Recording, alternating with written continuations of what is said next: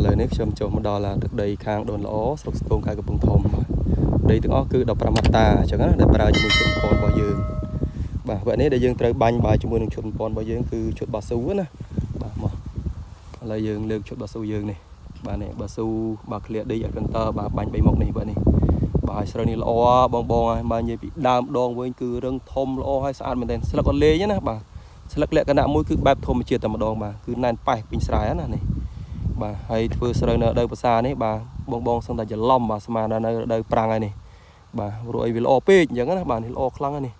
បាទហើយមិនមានតែមួយកន្លែងនេះទេបាទគឺគ្រប់កន្លែងតែម្ដងបាទនេះជាមួយខ្ញុំថតទៅដល់នោះទៀតណាបាទនេះគឺណែនប៉ែសតែម្ដង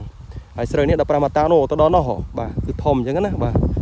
ធំមែនតើអញ្ចឹងអ្វីដែលខ្ញុំចេញវីដេអូនេះគឺច្បាស់បាទនៅទឹកដីនេះនៅខាងដូនល្អខ្ញុំបញ្ជាក់ណាស្រុកស្ទងខេត្តកំពង់ធំ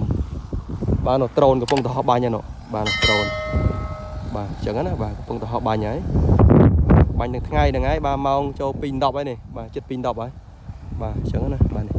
ស្រូវនេះល្អបងបាទខ្ញុំមិននឹកស្មានថាស្រូវបានដល់ប៉ុណ្ណេះបាទអញ្ចឹងណាដោយសារតែគាត់ចាប់ផ្ដើមប្រុសបាទវាត្រូវភ្លៀងអញ្ចឹងណាត្រូវភ្លៀងអញ្ចឹងទៅវាលឺទូលឺមកស្អាតយើងប្រុសស្ងួតទេណាបាទយើងប្រុសស្ងួតទេប៉ុន្តែរឿងមួយដែលយើងធ្វើអត់ទាន់ចេញបាទគឺស្មៅបាទគឺស្មៅវានៅ10អាហ្នឹងគឺយើងអាចធ្វើវាបានហើយនៅដីនេះគឺមិនមែនថាបានទាំងអស់ទេណាបាទបានមួយចំនួនបាទអញ្ចឹងណាបើដូចកន្លែងនេះអីអត់សូវមានទេបាទនោះមកហើយហោះមកហើយបាទអញ្ចឹងណាអញ្ចឹងអ្វីដែលខ្ញុំថតវីដេអូបាទគឺខ្ញុំធ្វើជាក់ស្ដែងបាទជូនបងនៅក្នុងបាទ YouTube បាទដើម្បីតាមដាននៅក្នុងបាទ channel របស់ខ្ញុំណាបាទនេះ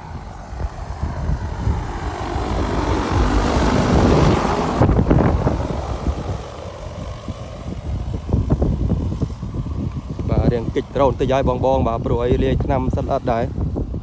ចង់ពុលបាទហើយនេះអញ្ចឹងវីដេអូនេះធ្វើការចែកម្លែកប៉ុណ្ណឹងសិនបាទអញ្ចឹងអរគុណបាទគោរពលា